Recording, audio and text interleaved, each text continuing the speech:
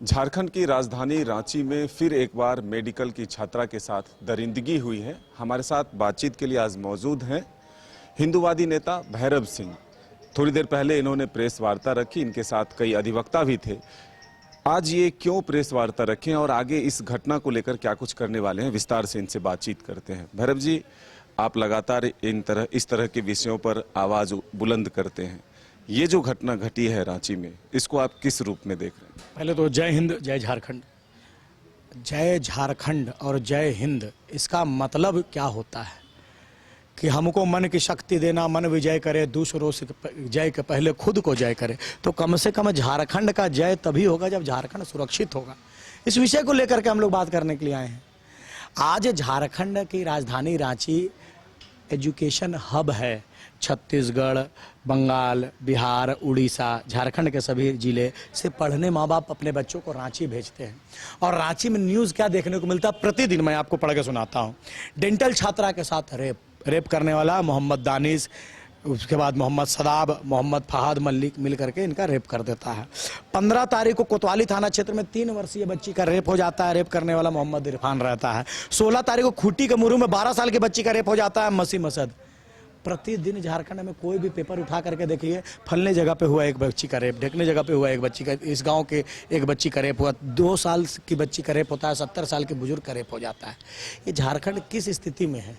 आज झारखंड की कोई भी हमारी बहन जो है, जो रांची से, ग्रामीण क्षेत्र छोड़ दीजिए, रांची टाउन फिर आया लाल से, अगर उसको रात को 9 बजे 10 बजे मुराबादी अकेले जाना होगा तो उसका दिल धड़कने लगता है, कलेजा कांपने लगता है कि पता नहीं कौन गिद्ध दृष्टि मेरे ऊपर डाल दे, मेरे साथ क्या हो जाए। क्यों रांची में बच्चियां असुरक्षित हैं? क्यों अपराधियों का मन बढ़ा हुआ है? क्यों? इस विषय को लेकर के प्रश्न पूछने के लिए हम लोग समाज के सामने उतरते हैं।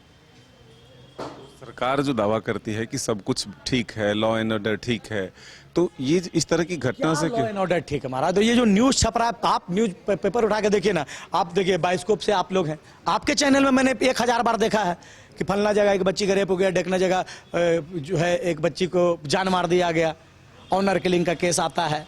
कह रहे ऑनर किलिंग का केस तो सेकेंडरी है वो, लेकिन जहां हमारी बहनें सुरक्षित नहीं हैं, वैसा समाज में, वैसा राजधानी रांची में कोई भी अन्य राज्य, अन्य जिला का बाप अपने बच्ची को पढ़ने भेजेगा?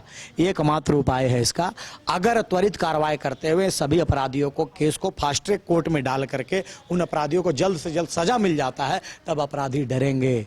इस प्रकार के अपराध करने के बारे में 100 बार सोचेंगे। उनको समय मिल जाता है 2 साल, 4 साल, 5 साल, 1 साल में, 1.5 साल में बेल हो जाता है। उसके बाद निकलते हैं, सबूत को टेम्पर कर देते हैं, गवाह को जाकर टेम्पर कर देते हैं, और जो है फॉरेंसिक जो जांच आया है वो पुराना हो जाता है, फिर डिमांड करते हैं इसका दोबारा फॉरेंसिक जांच कराया जाए। समय मिल जाता है उनको, लास्ट में वो बज्जत बरी हो जाते हैं, साक्ष्य के अभाव में बरी हो जाते हैं, सजा मिल नहीं पाता है। अपराधी बेखौफ है, वो जान रहे झारखंड में कोई भी क्राइम करो तुमको सजा होने वाला नहीं है। ये इस तरह की जो घटना आई और जो मेडिकल छात्रा के साथ हुआ, इसको, इसके मॉडल को अगर आप देखें तो कोई एक दोस्त होती है, उसके माध्यम से फिर ये तैयार किया जाता है। मेडिकल छात्रा की जो दोस्त थी, मैं उसका नाम नहीं लूंगा क्योंकि वो महिला है, वो मोहम्मद सदाब की गर्लफ्रेंड थी। अब उसका कॉन्सेप्ट आ गया, हम तो डूबेंगे शबनम तुम्हें भी लो डूबेंगे। वो मोहम्मद सदाब के प्यार का जाल में फंस चुकी थी। लव जिहाद का भी एंगल है। उसके बाद दानिश को के माध्यम से अपनी दोस्त को बुलाती है और दानिश के माध्यम से उसका बलात्कार करवा देती है। दानिश उसको ड्रग्स देता है। 15 ओपी में 26 फरवरी को क्षमा कीजिएगा, एक पुलिस के द्वारा प्रेस कॉन्फ्रेंस किया जाता है, जहां पर पता चलता है नीदरलैंड से ड्रग्स आया है। तो यहाँ झारखंड में इतना ड्रग्स कहाँ से रहा है?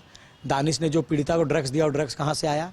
ड्रग्स देने के बाद पीड़िता बेहोश हो गई, उसका साथ उसका बलात्कार किया गया। सुबह जब उसको होश आया तब तक उसको ये भी नहीं पता था कि मेरे शरीर को कितने लोगों ने छुआ, मेरे साथ क्या क्या हुआ, खुद नहीं जान रही है, दूसरों को क्या बताएगी? तो इस प्रकार का जो अपराध बढ़ रहे हैं, इसका खात्मा तभी हो सकता है जब त्वरित कार्रवाई करते हुए जल्द से जल्द अपराधियों को सजा मिले। आप समाज में जागृति लाने के लिए बच्चियों को थिएटर तक ले गए, सिनेमा दिखाए, लेकिन क्या बदलाव नहीं दिख रहा? नहीं, देखिए अभी इसका संख्या, लव ज़्यादा फंसने वाली बच्चियों का संख्या और ज़्यादा बढ़ता अगर हम लोग संकल्प लिवाने का काम नहीं करते। हम लोगों ने अभी तक, मेरे अपने माध्यम से मैंने कई एक लाख हमारी हिंदू सनातनी बहनों को संकल्प लिवाया है कि मैं ईश्वर का संकल्प लेती हूं कि अपने माता पिता के दिखाए हुए रास्ते पर चलूंगी, माता पिता का सम्मान करूंगी, दूसरे धर्म के लोगों के चक्कर में नहीं फंसूंगी, मैं पढ़ूंगी, मजबूत बनूंगी, स्वयं का विकास करूंगी, देश का विकास करूंगी, ऐसा संकल्प लिवाया है। लोगों को जागरूक करने का काम किया है हम लोगों ने। तो बहुत बहनें जागरूक हो चुकी हैं। जो समाज में इस प्रकार का जो गलत मानसिकता वाले, जिहादी मानसिकता वाले लोग जो एक नैरेटिव सेट करने का काम करते हैं कि हम लोग सेकुलर हैं, और बाद में पता चलता है कि वो एक घटना को अंजाम देने में सफल हो गए हैं। तो इस प्रकार लाखों बहनों में जागरूकता आई है।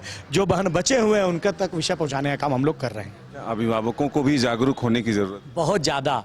अगर बच्चा गलती करता है तो उसमें माँ बाप की भी गलती है। माँ पिता अगर अपने बच्चों को सही संस्कार देंगे तो वह गलत काम नहीं करेगा। तो माता पिता की भी गलती बनती है अगर बच्चा गलत काम करता है को। जैसे फॉर एग्जांपल मोहम्मद दानिश ने बलात्कार कर दिया, सभी कोई जान गए। उसका बाप मोहम्मद असलम जो है हिंदपीढ़ी का बोलता है 50 लाख रुपये 20 लाख रुपये में लड़की जो पीड़िता है उसको दे देंगे, 30 लाख रुपये प्रशासन को खरीद लेंगे। तो यहाँ बाप तो अपना बच्चा को बोल रहा है कि तुमको जितना बलात्कार करना है करो, मेरे पास करोड़ों रुपए मैं तुम्हें हर बार छुड़ाता रहूँगा।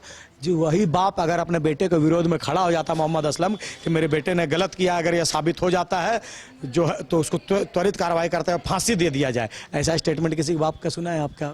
जिस दिन इस प्रकार के बाप खड़े हो जाएंगे समाज में, अपराध होना बंद हो जाएगा।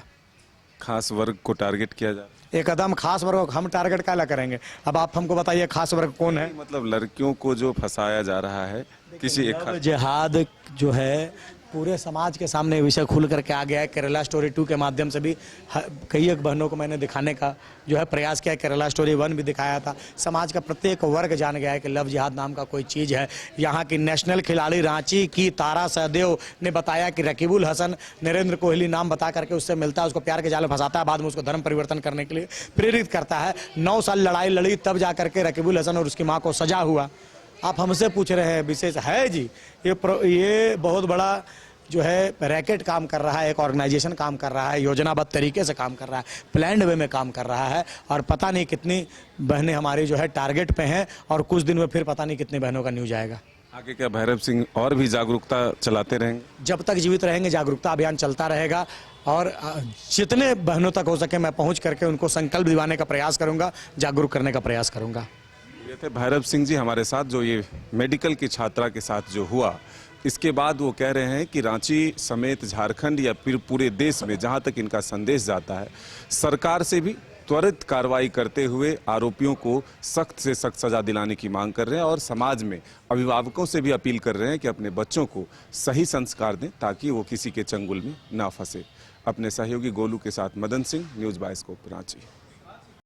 बायोम इंस्टीट्यूट नीट की तैयारी के लिए एक भरोसेमंद नाम। यहाँ अनुभवी फैकल्टी, स्मार्ट क्लासरूम और बेहतरीन टीचिंग मेथड से स्टूडेंट्स को मिलती है मजबूत तैयारी। यहाँ हर स्टूडेंट को मिलता है पर्सनल गाइडेंस और डाउट क्लियरिंग का पूरा सपोर्ट। नीट 2027 और 28 के लिए फेज 1 बैच 9 अप्रैल से शुरू हो रहा है। आज ही बायोम इंस्टीट्यूट से जुड़े और अपने डॉक्टर बनने के सपने को दे सही दिशा। बायोम इंस्टीट्यूट सिर्फ मेडिकल प्रिपरेशन का संस्थान।